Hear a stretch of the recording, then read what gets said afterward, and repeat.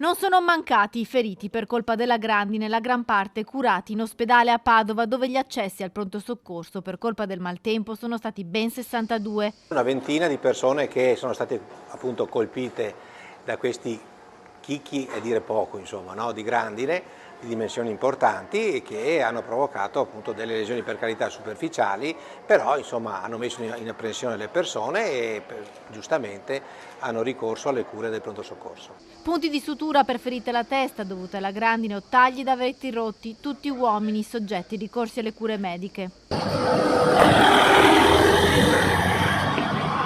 In mattinata si sono registrate lunghe code all'esterno delle carrozzerie della città e delle concessionarie che si occupano di riparazione di vetri per la marea di auto che hanno subito danni a causa dei chicchi giganti della grandine. Grandine che si è fermata alle porte di Padova, la città però è stata sferzata da fortissime raffiche di vento.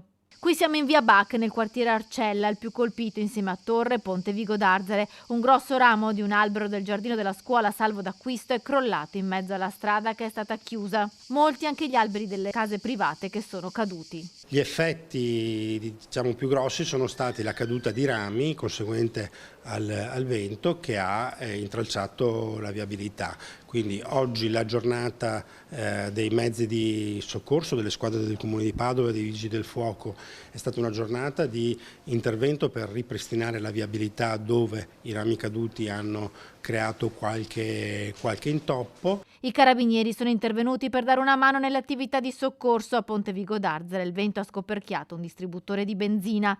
Il presidente del Veneto, Luca Zaia, firmerà l'estensione dello stato di emergenza terminati i censimenti dei danni in tutto il Veneto.